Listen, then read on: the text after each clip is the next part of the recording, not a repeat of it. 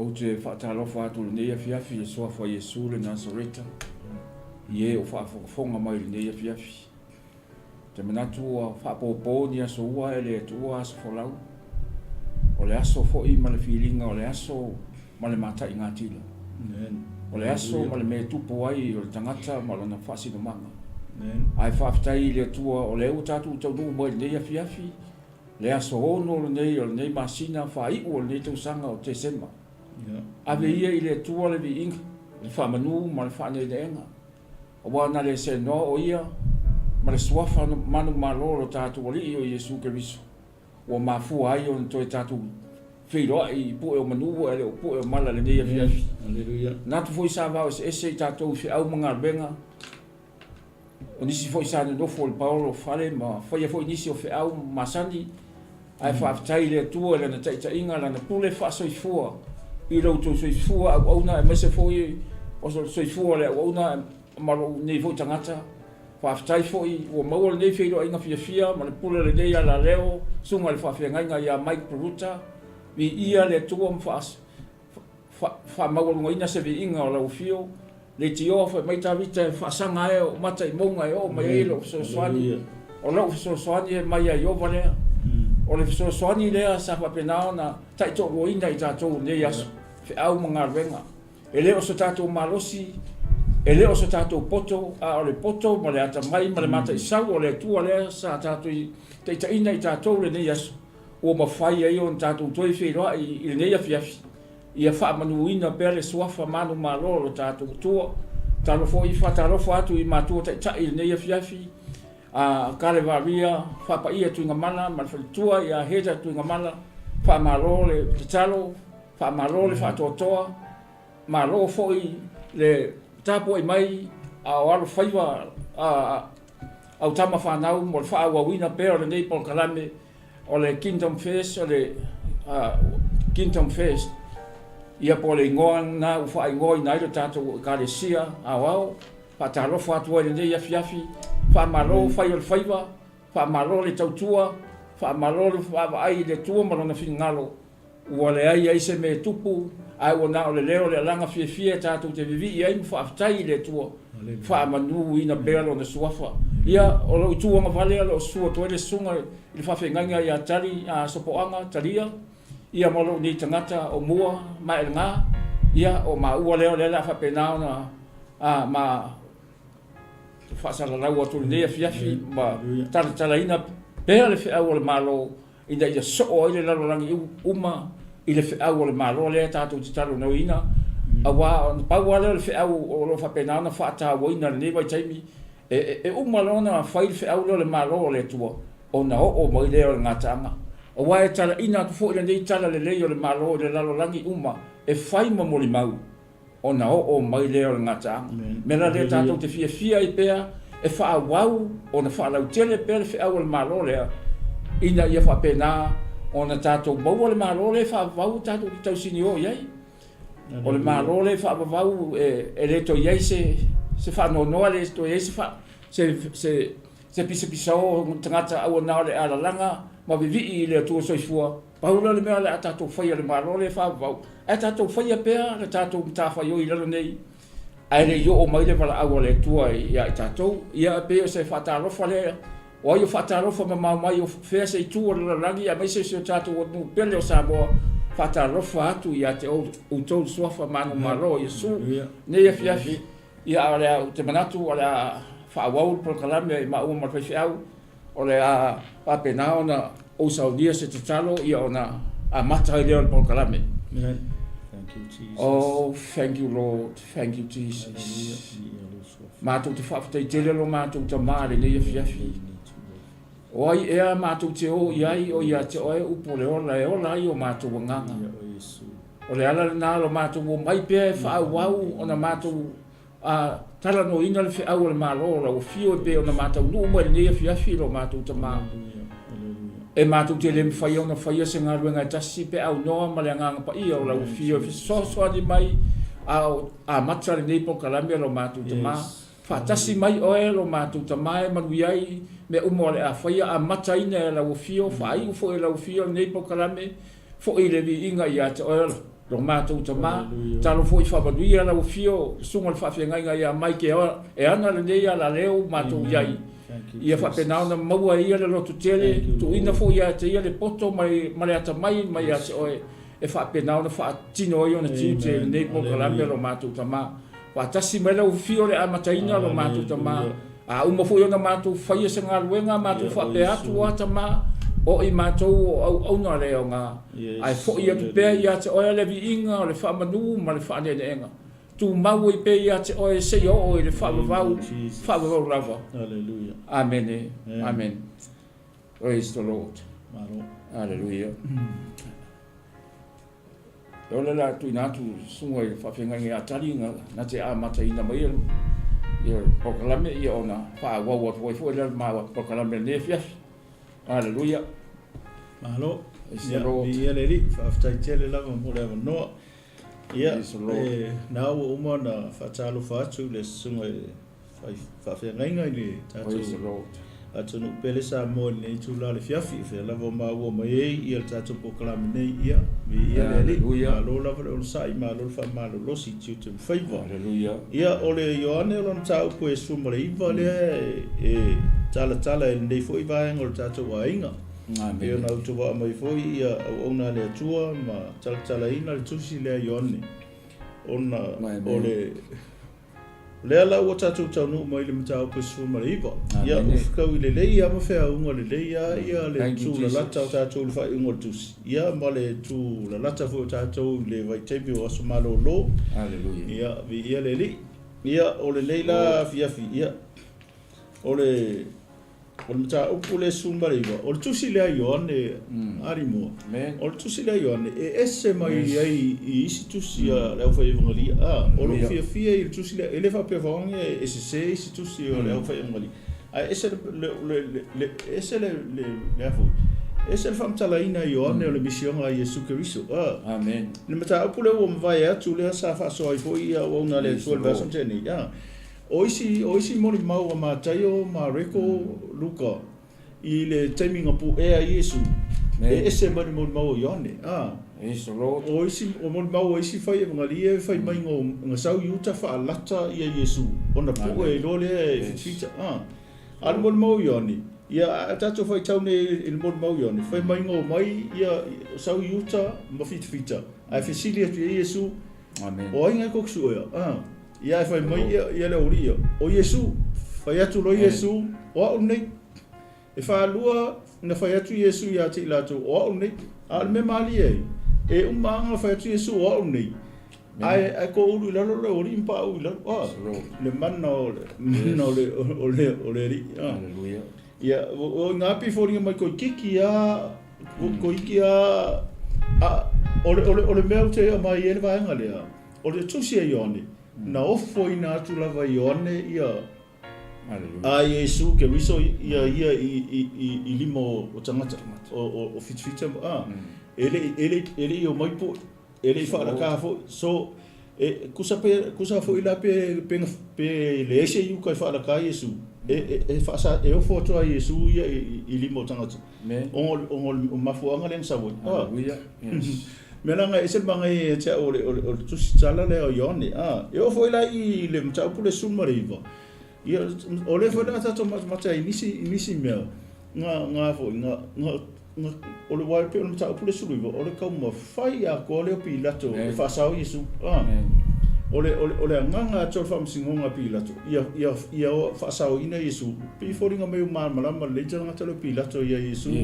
Mai loa e pilato tele o wavenga ma whai longa o whai e Iesu. Atoa I malwhau kua mai along whalitua lenga whai e. Ia oea e mau le tangata anga ula I loa le miti anga po. Anga le ilae. Ia pe foringa mai. O nganga I ele langona tangata lo pilato porko vana leo al malo Roma. Amen. Ia e le tsaunga ia whai se whasalanga ia Iesu Keriso. Atoa ia malanga aso suenga ngai ia mau ki ngoi e makuale ka kauanga Amen. Ale mana ia ongole fi ngau mai lava I uteia onga ole malo o pulenga Roma e la tau tele kusape konka Roma ia le atunu e whaatanga e roma ia tūla whono le tunu lea e whaawau pia. A tō ai fo I mala tūla whono. O le mea langa ngā whaingatai, onga, o le ka mwhai pila ko e whaasau ia Iesu I lano le tūla whono roma. A lai whi ei mai uka ia, o whi ei mai uka ia, o le mako, o le ia mako kula whono I whai whasi oki ngaka. Ia onga e le mwhai lang whapea pila, to le ia le whaalea ngā inga kula whono. Ia, o pe o tūlanga whaingatanga o le whamisinonga a pilato ia Iesu Keriso. Ia le manga ia langa, ngā whi ei mai ai o tei le mta upu e suvaru. Ia o mai lo le mta upu le suiva. Ia, ko e sui lo maha fo pilako whameu ave pilato Iesu I tonu o le maota. Ia masasa.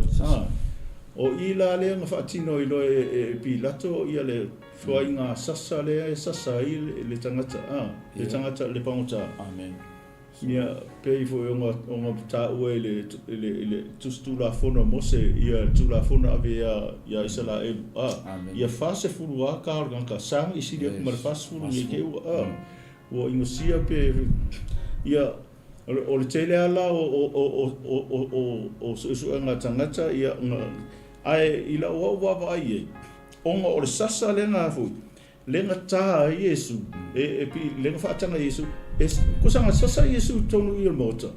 A le maka ai, e le whapenga o whika ngā sasa, ngā maka le pila. I a tō ma tangata maururunga o tai whika ma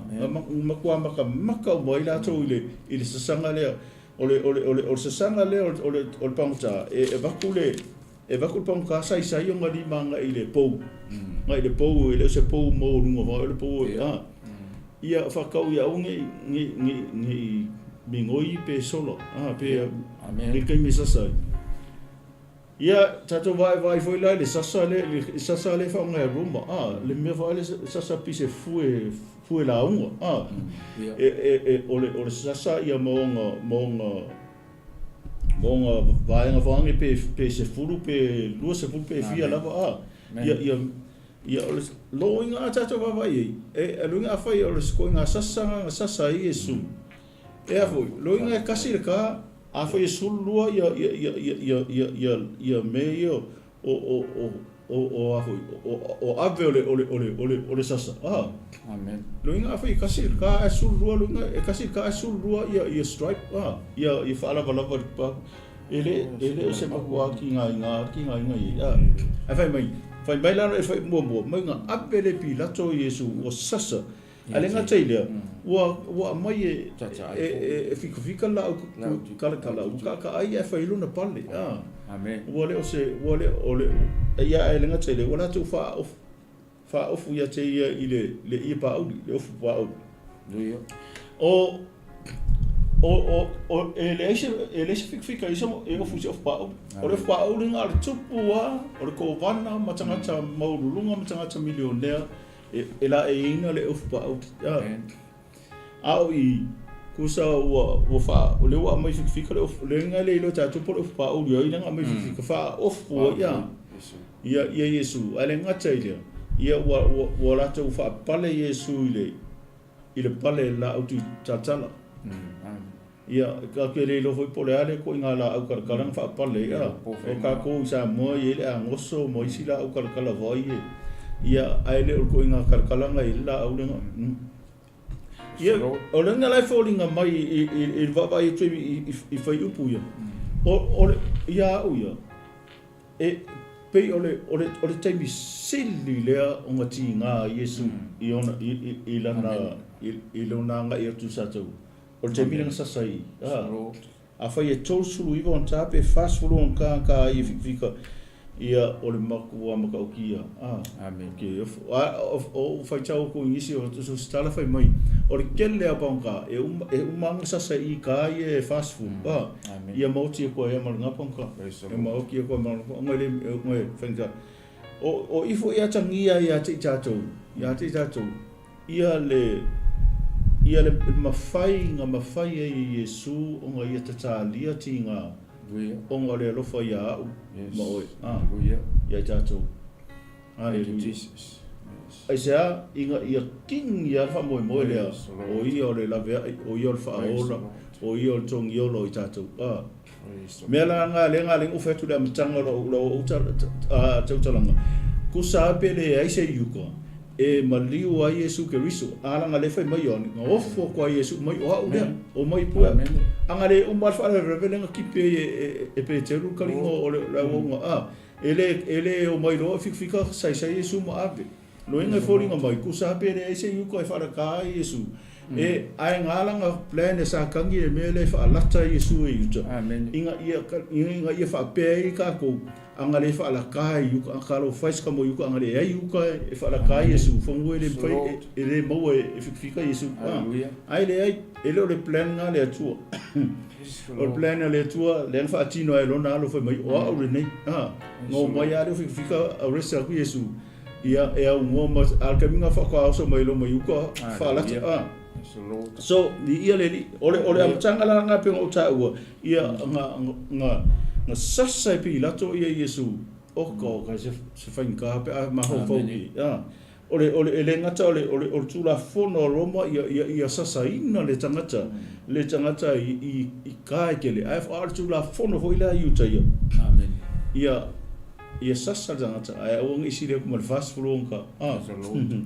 ia ngala ele ngata la ngo umang fa pale pal tui fa ofuri pa o ia ai ko fa ka miro bilo le ori a tatu fa taungi tu singala le au ri ia e fori mai o le si ngai mo mai ngala ko kapo mai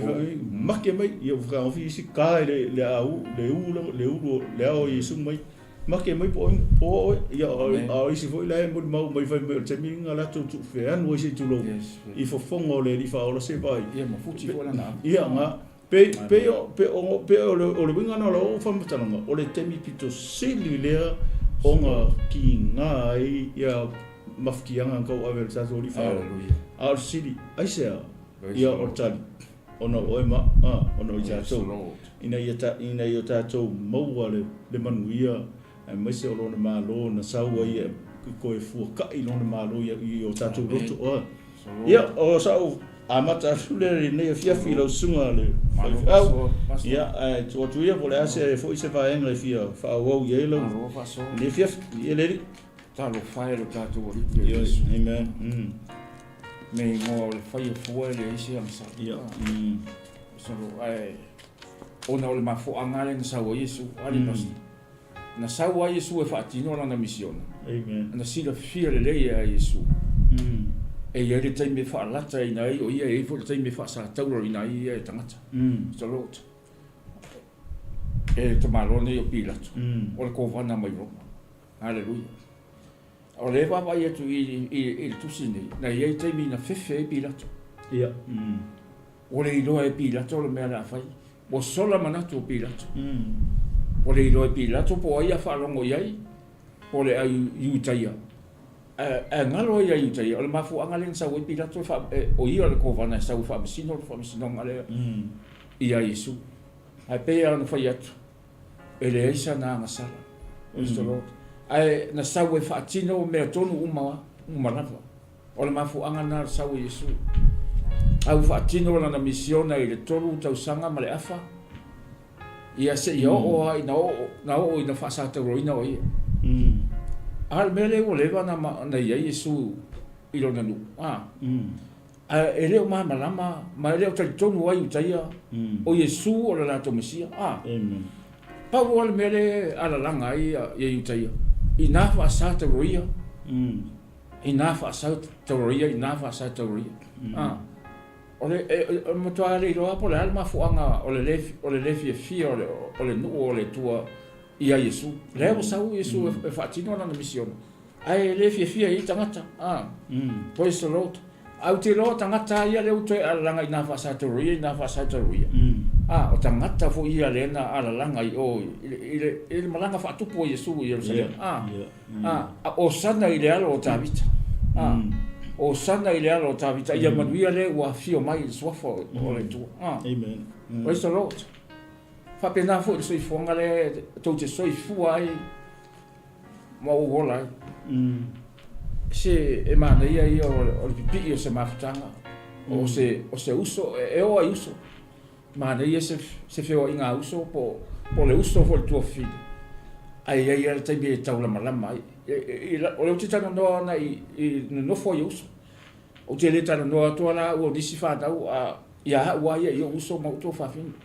e iai taimi e whaalata e lesi fo i uso au i hau whapena fo i lesi uso i lesi fo i uso o le mātou a whanau e o fo i a tea i o uto whawhini e iai taimi e masi sei ai e whapena le sau o Iesu le na fio mai ai e whaatino na mission na sau ona o le alofo i tangata ai maisi rona nu ai te ena o ia e tangata praise the Lord si vai tau mai a pastor fai pule fai pule valu o iono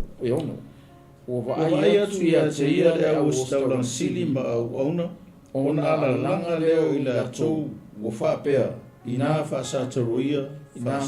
Faasatauroina o whai atu Pilato ia te la tau ia ape ia o tau ia te ia ma ia o tau Faasatauroina a wau te le i loa se me sala i o ia praise the Lord ai o le malama le lei a Pilato ia Iesu amen e le ai se me sala i o ia praise the Lord e le ai se me sala i le ano o le tua a le nei ai e tau mawhai mai ai utai i nei Faasatauroina i nā Faasatauroina i nā Faasatauroina ai le ai se me e se ai le ano o le tua praise the Lord na ala na sau Iesu i lalo nei na sau e whaatino na misiona ma ona le alofa i tangata amen ona le alofa i tatou praise the Lord amen ala tusi vane Ioane Maria pastor o le i le i le fai pule tau muri ana umana tusi me na fai Iesu o le fai pule lo su fa o le tau muri o le so le na o le mau le na tusi e mea o tatu i roa fo i moni lava na mau o isi mea fo i tele na fai Iesu a fai e tusi umanawa o lau ta ofi le fai o na ofi la langi ia tusi pe a tusia amen praise the Lord e le kai langa umana tusi me ia na le na perform Iesu toto sanga male afane sa wo praise the Lord e le tai na ana uman tusi me ia a le fai mai atu spai e le ofi la langi me na fai Iesu a le lava e te ena e rona nu praise the Lord hallelujah o le te ena lava e rona nu e le malama e le tonu fo e rona nu o Iesu le Nasareta o le whaola le lalaki o le tupu ia o tangata i utai praise the Lord whaoa ua pēr tato whaitau tali whai poi fitu o no mone o tali mai utai ia te ia o ia te mātou la fono e tusa fo i mātou la fono ona ia oti o ia a wā whai o ia e ia mahalo o le tua o wā ia i tala tangata i e whai i utai o le o nofo a ia whai bai o ia o le alo le tua amen kusa koe kiki awa pēr mai utai ele oe mai mātou te le tali tongu ai a te oe ele oe o se alo o le tua e salo wa le fai mai o ngofo a ia fai ngoa ia o ia o le alo le tua o le matua le tali tongu ai utai a le ngi ia e tau fai mai ia le alo le tua mo se manui o le minu amen ka mai lan fai po e valu po mo le o whalongo atu Pilato i le upu wa tiri airo na tau ona toe uru atu lea o ia i le mauta o le ri ua whai mai a Iesu se whea ea oe ao Iesu e le itali atu lava i a te ia praise the Lord hallelujah le o ai na fesili Pilato po se whea ea ia ona o peia o le tau le lifa le manatu o Pilato ngai e kau au i tangata i utai ai ua tau wawa ina le whaia le mea moti a fo le fo mai o na le lo po la me la fai o mo le fefe ia te e pe ona e sa no o le na fai le miti al to ro Pilato o se lo ele ai se me sala ile nei tangata ia o pe o nai ata ia ma fatai ta inga ia o mele ele pe on fai tau o toi spai ona le ta tongu o tangata yutai amen e o mai ale taimi nei o lo le ta tongu ai yutai o Iesu o la to mesia o la fatai tali a i la to le si vai ma o tangata yutai e ia le taimi e fio mai la to mesia praise the Lord hallelujah la le te e pe o le vai nga le ina ia fatau nu va ve ia on Faasatauroina Iesu praise the Lord o fa lo ngatu Pilato i le wa tili ai ona mata praise the Lord wa mata ona fefe Pilato wa mata ona sola manatu o Pilato o le loa po la mena fai ale mafuanga na sawai o Iesu e fai al fa mas longa o Iesu o ia le kovana Roma amen ai e mele o kau fa le komui o fefe Pilato e fatau no fa mas longa le ai o lo fe ei me pe tangata i taia o the Lord o lo fe ei me pe tangata i taia o ipo iwa ona to e u atu le o ia i mo so le o fai mai a Iesu se fe e o a Iesu e taria tu lava ia taia hallelujah ele fai ese tali Iesu ia Pilato o the Lord o le mangai ia o le vaenga le o i no faso amen langa o isi mafuanga ia ngā lainga fasa o ngā lainga maliu Iesu Kristo amen lenga mangai e vaenga lenga e fa lenga ta o le le fai po fitu le mai au wa o fai mai o ia o fai o ia malo le atua o fai e ia o fai o ia e ia malo le atua luinga o le ho fai mai uta ia o sa fai mai ma ko o ia o le atua o le si mele nga ninga fasa tau nganga o uta ia fasa tau Iesu o le lato le kong o lako ika kala le Iesu ke mesu o ia malta mai tasila ia le ngata ile o le si mafuanga le na baliu Iesu ina ia tau no valo pe ila le valo anga le au Iesu e tari atu lava ia te ia le isa ia lima suma tolu foi po e fitu le foi mai o ia foi wa fatinga ina ia ele tali mai wa taita ina pe o ma moe i sumo e sele fulu ia wa le ngana ma wa le tautala mai le ia o fatau no ina valo anga le si mafu anga le nga fiu mai sumo maliu ele ngata o taia ele loto le anga ma le tali tonu ma le fafiti taia fafiti taia o Iesu la totu ia le ele ngata na ia fatau no ina fo valo anga pe la on le valo ia isaia wa anga le maliu ngi Iesu ia wa le kaungu valo anga le uria le perfect amen ai foi se fa manga loina o tatou sala pe ana le maliu Iesu ali bas ia moni o le mefo ngai manga ia ile mele wa lenga ka mo fai ia pila ko e fa sawo Iesu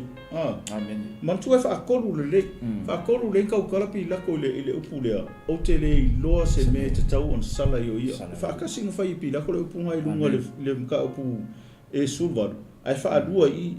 le fai ko fa ma fai po e on ngai ka ukala pila to le talanga fa wa le kamina nga sasai ia so to foi tu kamina nga sasai ia Iesu le matanga le la mai lo komalo i fa fo amen la mai lo komalo i fa fo fai lang kala le o le manga ko pila ko o le a sui ma fo o yu ko inga wo fai mai inga wo vala au mai lo pila to mai fai mai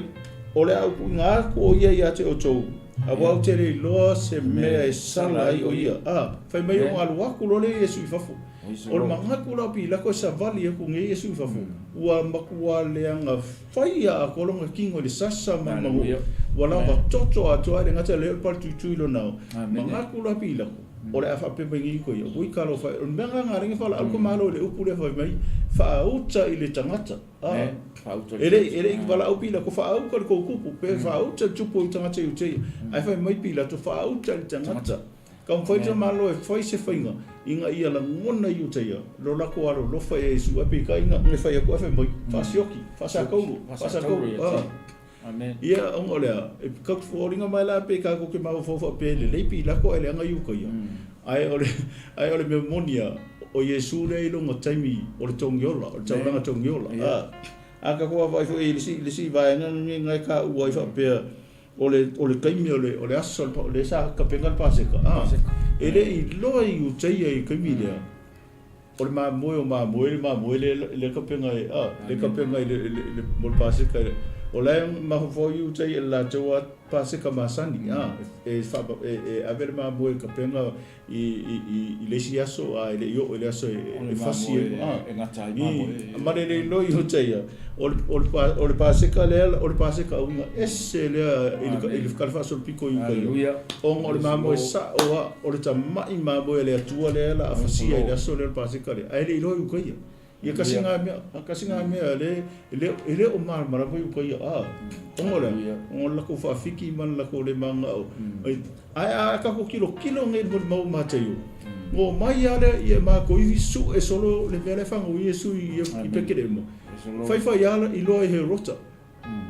Mi loa le he rota mai ia. O le mo ke mai Iesu ia me whanga woi le Mesia. Le tupo tangata U teia. Fai mai loa le U teia. Oi onga o le o hafui.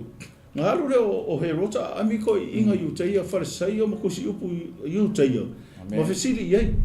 Ma fesili le e mai. O whea le whanga woi le Mesia. Le ke riso. Ai fai mai le ori ia. Ola e whanga upe te lema, oi lenga whaia upu ia, oi utai ia. A lewa koe whawhiki mo koe manga whaisoki. Ala ko lenka o kingo mo mori mau ia he rota. O pe te lea mai utai ia le whanga o ia waranga le ui whea inga waloanga. Ia ai pe tai inga o tu lai mai Iesu I longa taimi o whaatino nanga misio. Amen. Ia ai ke elo ia mo kam foi mai fasio. Ia pe se fa ngai vai ngai ia. Ngai se ta o ngai ai tono ta upulia. Ia isi reasons nga manga o you tai fasio Iesu. Pe la o le menga fai mai o ia o le alo le tua. Ale nga tai le ia fa tonu ino val nei perfetta. Amen. Ele solo malo faso o fai pus fuwa pas ia ona fa pe mai le o pilato ia teia e tele ngana mai ia tia po ele lo o ia tia o le pule Faasatauroina ia oi o ia tia o le pule tala ia oi o solo o tali tu Iesu ele ai sa pule ia tia ana le tu ina mai ia oi mai luma o le mele e tele ai lona leanga na ia tu ina mai au ia te oi. Eso lo. Ai vai dar si le pila todo si dia ia. Por eso lo. Ala le tali Iesu. Ole tali o tangata toa. Ele ai sa pule ia te. Amen. Anga le tu mai o tamale pule nga o sa o fatino le mele. Nga o kaunga e maro mo ia. Ai o tabanga mai le pule ngai ki o ngai ai le isa pule ia te iso lo haleluya amen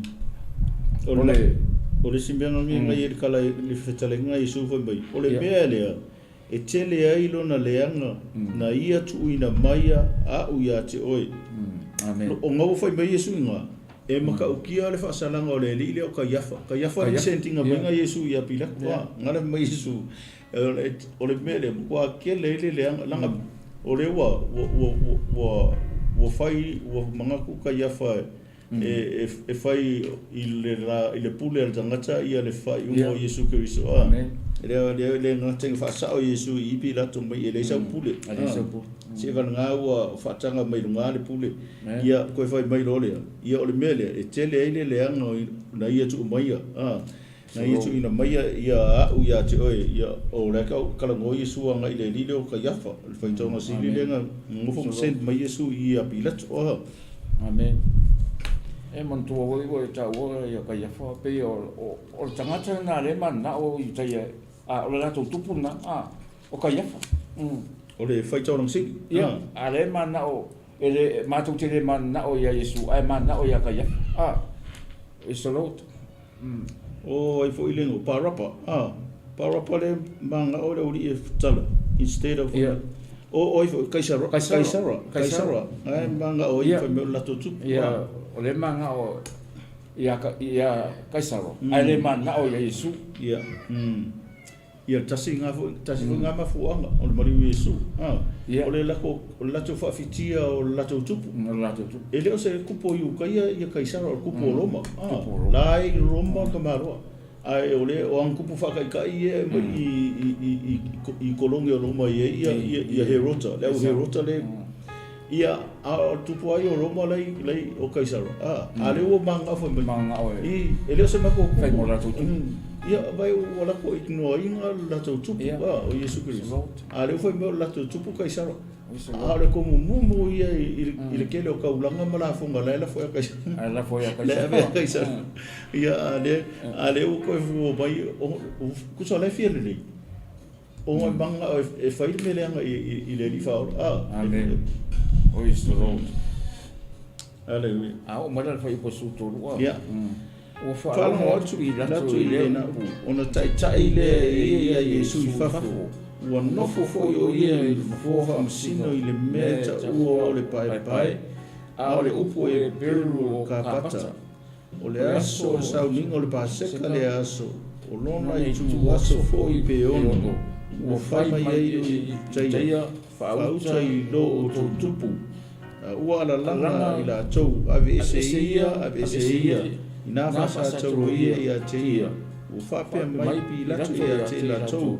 o te Faasatauroina o tau tupu ua tari atu le usi tau langa ia te ia e le aiso ma tau tupu na o 𝚘𝚙𝚢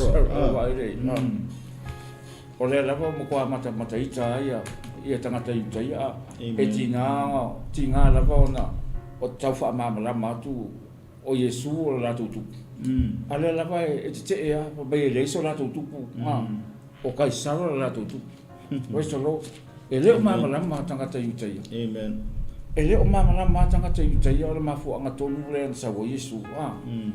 o le sau ina ia whaolaina tangata ang sala ai mai se foi o le rofo lo nu amen na pele ia te ia lo nu ale e baba ia tu Iesu ele ai le rofo lo nu ia te ia alo tau fai pe ina ia vave o na Faasatauroina ia te ia Praise the Lord mai o fa pe mai pi lato ia te lato o te Faasatauroina e lo o tutu ia le o tala le e feitai ia ia tangata iuta ia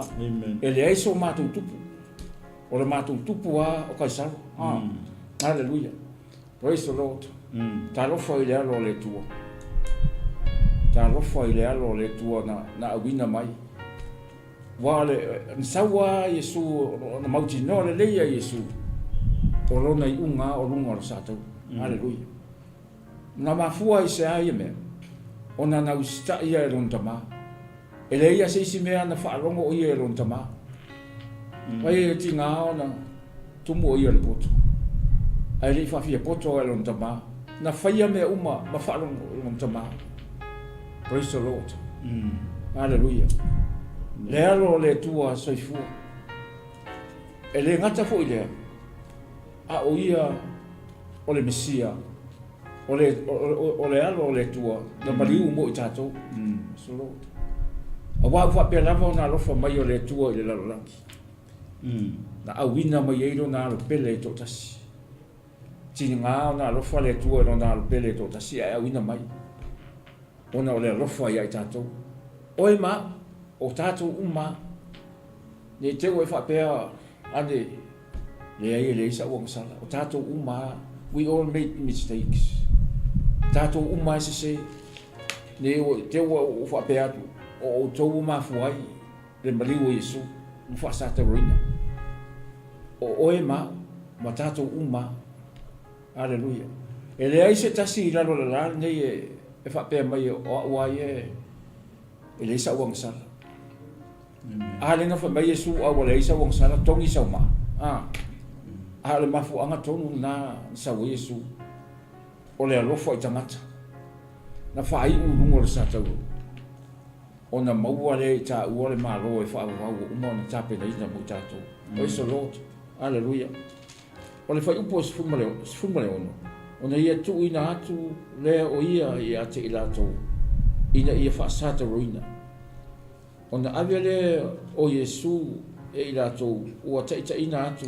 Ua ave lona Faasatauroina. Ua maliu atu i le mea ta ua o le mea o iei. Ia ilo po ua ingoa i le upu e peru o 𝚘𝚘𝚙𝚢𝚘. Mana ia le mea ngā wai ese i fwoi muli mau Ioane i le whai pule sufitu mai ua ave e ia lona sātau i leo ka ua mai e Ioane ia le isi kamalo mea uri le ngā laku ngā laku sosoangi ngā laku ave le sātau a mor sātau sosoangi a mor sātau o Iesu i leo ta ua Ioane i ngā o le si mikimikanga ngā o ki apolo e ke ua pe ki apolo anga le sosoangi ia Simona le kureni e le o sakolo i lunga le me kango o ia e le o le mafu aka nanga o le mori mau o Ioane ngā le focus a le o Ioane ia Iesu kamiso malana ngā luanga sa whai mo tātou ngā luanga tongi ola sa whai mo tātou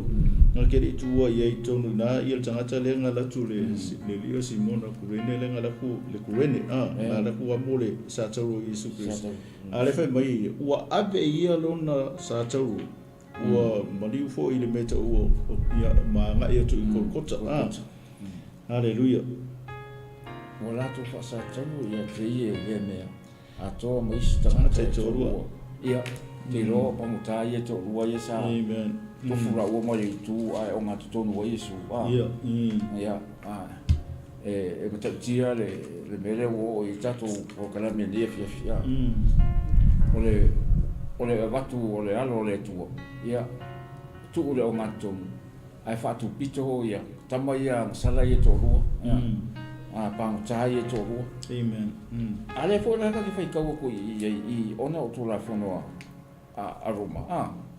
Ale fe mai ngauwi vai o pangtai e toru. Na ngauwi vai o pangtai e toru. Ai ele yona ye Iesu se fa sala fa pena. Salo ai ona o la wi lo wi. Ona o le alo le tua. A fai mai e o tule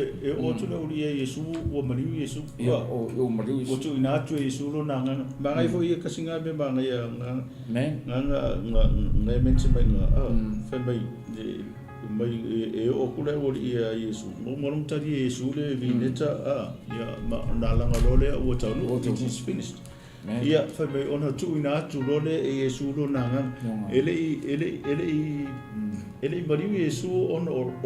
maka le pelu ma le kao ma mea umasa o le parikui ma le sasa sa o ia te ia a o tu ina ai ngā ku ngā koe i aro nā nganga i aolo tama i ngā ua uma ngā o ngā pei le price o kako ang salo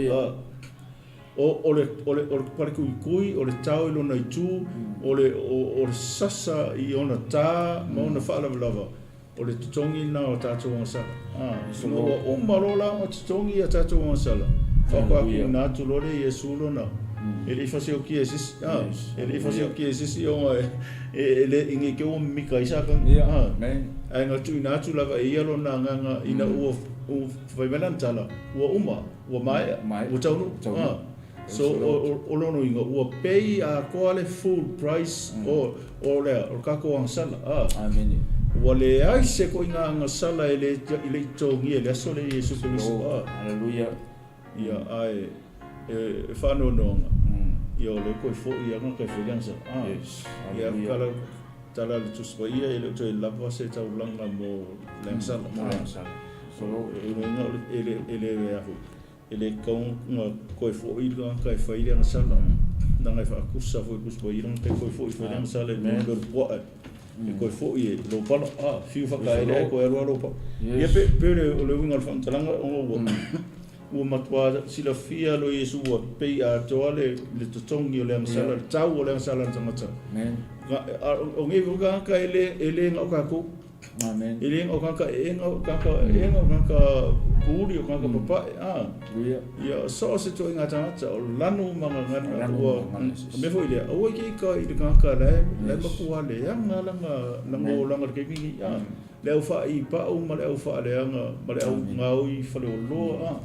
ai tata o talo i le tua ia sa o nia lan fa o tanga mo kaka ia langa o le ai si o le fe wa i lunga le fonga le ele i kongia ele la vea i kongo le kaurea le price le ia ni ke uka komi ka o mako ke siang o mako le mali wi su le fa mangal le o le ralo lang ia to lang ia to mali wi su malo is fa so o foi pe su iwa pas to ka fa ka o tu sia foi e pilato o le tu si fa i longa ma tu i lunga o sa tau o upu le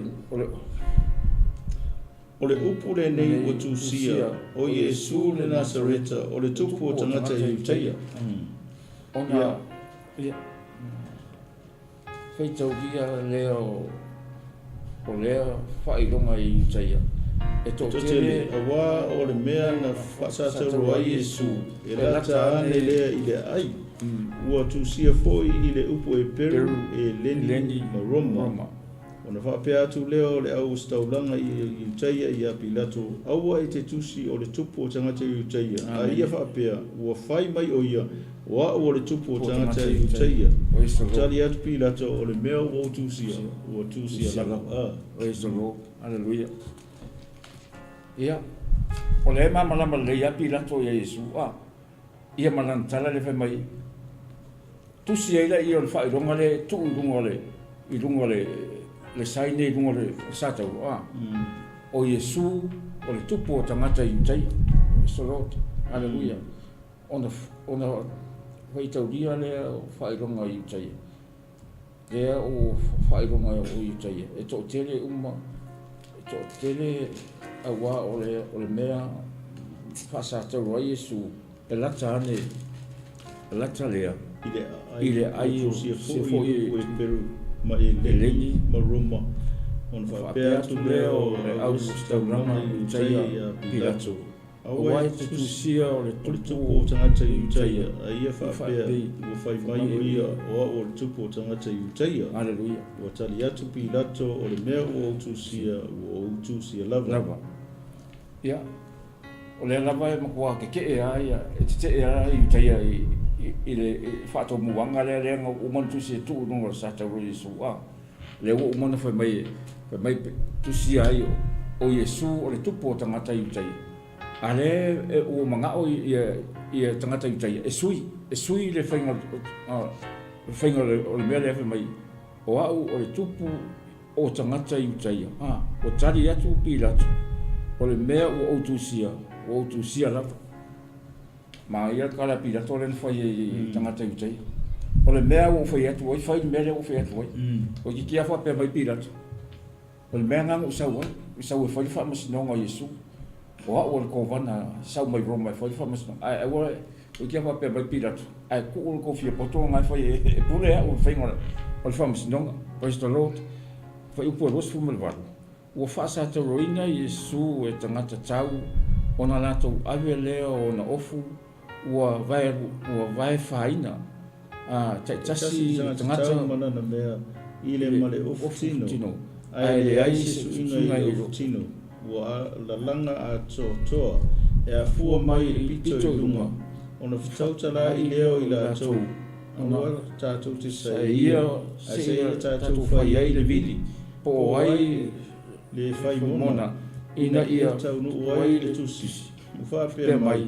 wala tau tufa o fui a te lato wala tau whaia fōi lili i lo o futino o mea lava ia na whaia e tangata tau praise the Lord aleluia o Faasatauroina fōi tangata tau o na ave es leo o na ofu o vai whaina o tangata tau o va ese o na ofu ai vai whaina praise the Lord ua tau whai ai la tau i se awala pule na ia ava ese ia mea ia o i tino Iesu ona ia i le mafu angale tau whai ai tangata tangata tau ia o solo se fai me sa fa so mole ia wale o valo anga fo kasinga valo anga le valo ia le fai salamu fai mai vela tu fai no ofu ai la ia te ila tau wala tau fai fo le vili ia o ngai ka o salamu le sulu fai su valu vaenga na ia pe o fatu o le tasi le vaenga o le mario Iesu o le fatau no ina o perfetanga ia ma valo anga ai na wala ia wa ngai be nga kusi fai salamu ai le kai fa na Iesu amen ia le o fa tau uina ia sa o le ia ele ofunga nga vai fa da wali ale oftino le ofteli ele lo onga kasi ele langa mai runga kauda ia lo kini vai anga fa ele bili po ka ia mangai ia le ai le lo la po ile ka ko fika le nga male ofteli le nga fa ele bili ia ele lo e fika o le mele la ki faia o lo le banku si tu se salam o le fata no ino per tanga le mele le ora ko faia se ma ia men o boia fai pure lo su lima abas sa tu lo tala ne sa tau Iesu lo na tina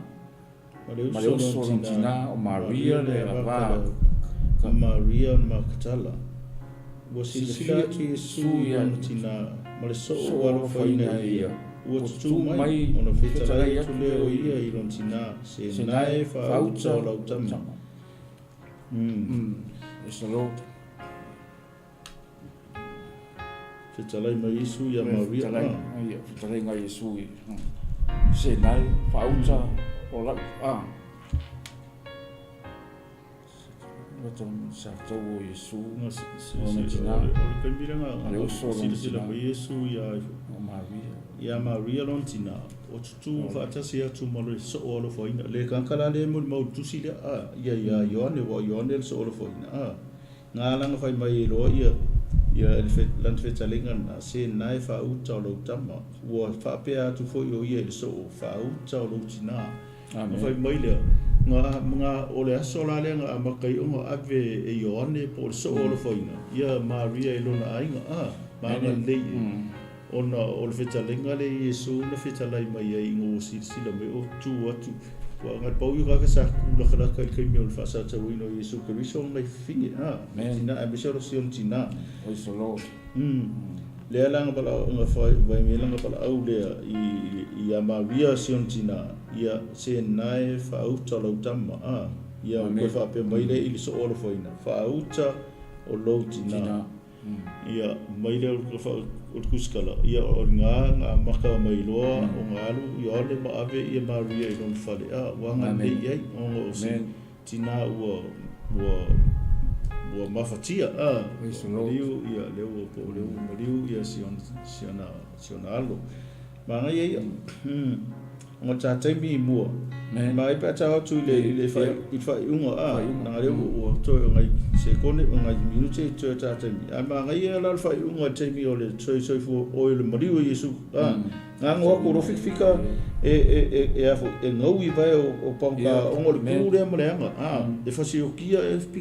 ia ponka ai le ave ila lo kan we le ave la ko ainga pe release a kula ko ainga ia mai da uri e ngau i vai o ponka ai o mai Iesu e afo mo mariu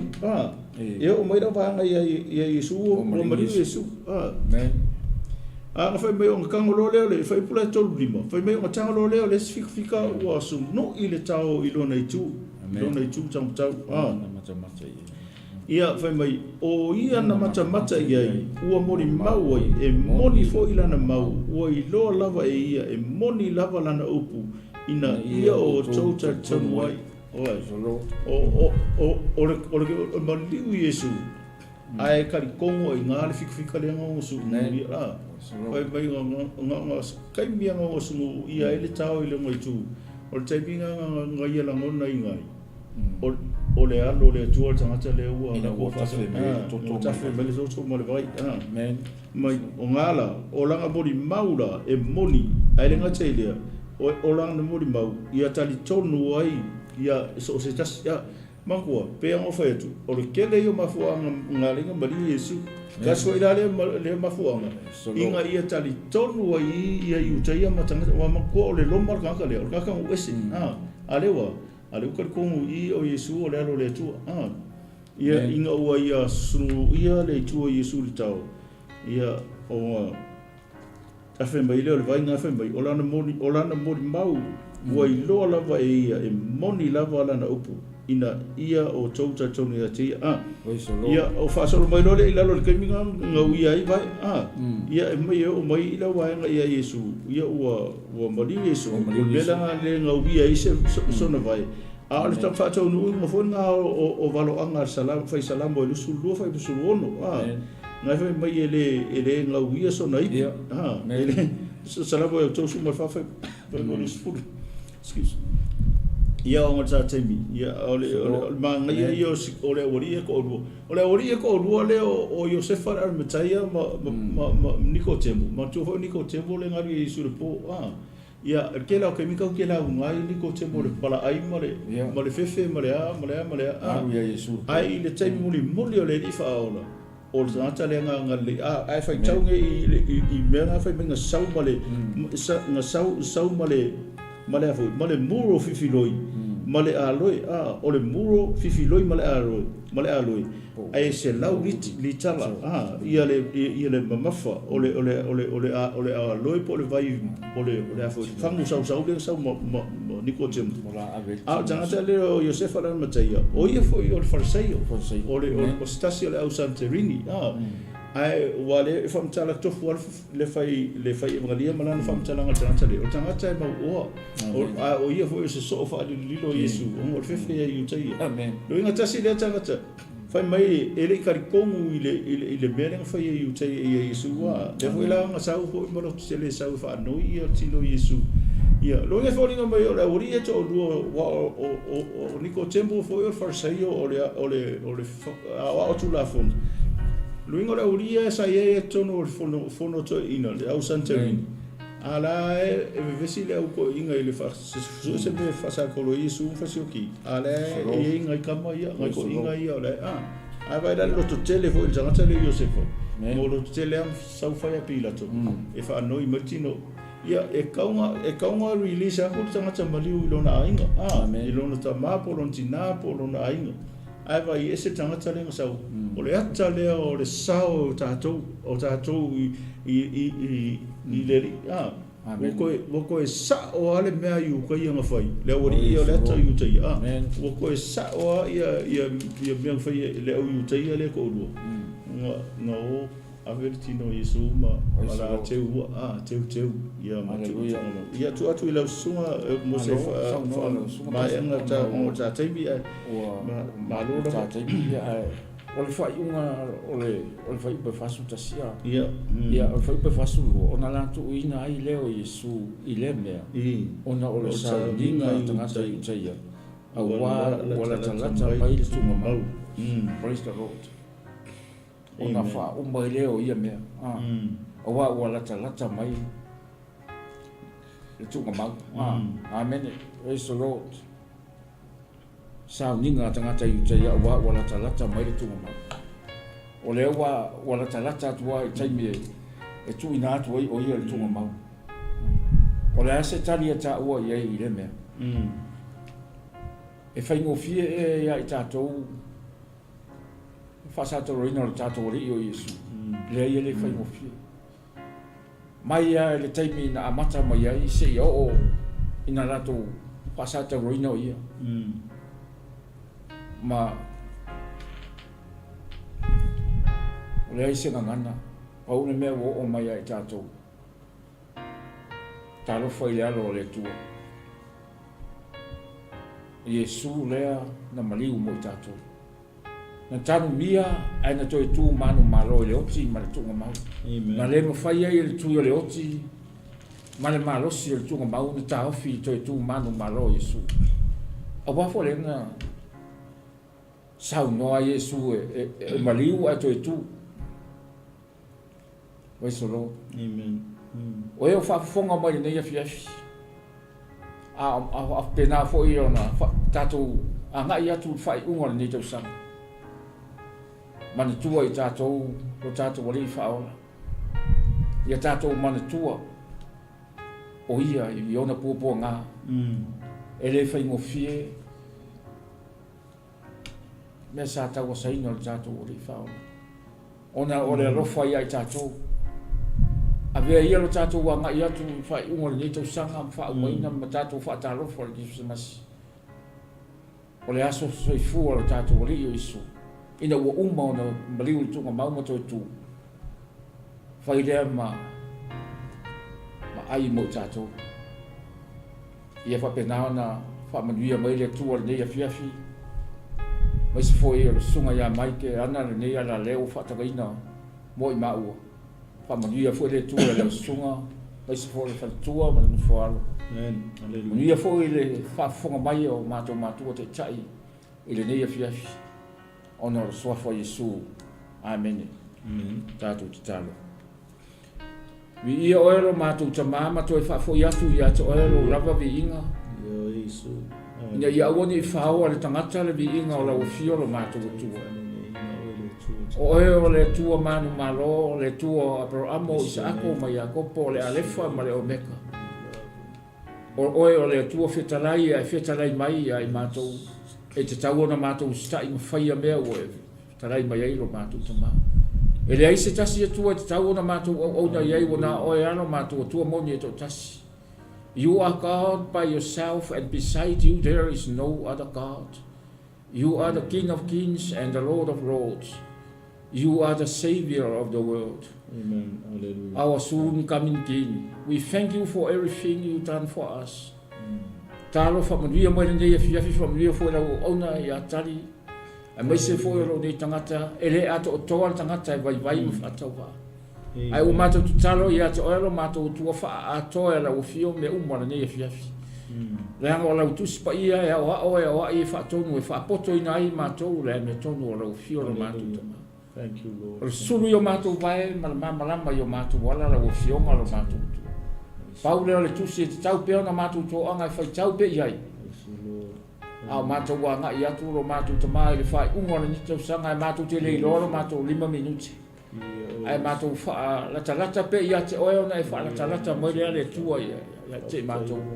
Mātou wala au atu I te oeo na e tali mai lea ma wha e iroa mai ai mātou me te tele mātou te lei loro mātou. Amanuia mai lau fio nei a fiafi lo mātou tama. Ia I uatu I te oero lava vi inga talo foi whamanuia ia au ona o le a ngai mai lo mātou tua. Whamanuia le whaasoa le nei a fiafi. Ina ia whapenao na mawarunga pese vi inga o la ufio tama. O ani o mātou se whamangalo mai mātou. E ala le toto oelo mātou wali Iesu na whamaligina I Kalivaria. Amen. Amen. Ia, whamanuia tele le tua le nei a fiafi. Hallelujah. E o whaafonga mai o nor suafa Iesu. God be the glory. Hallelujah. Amen.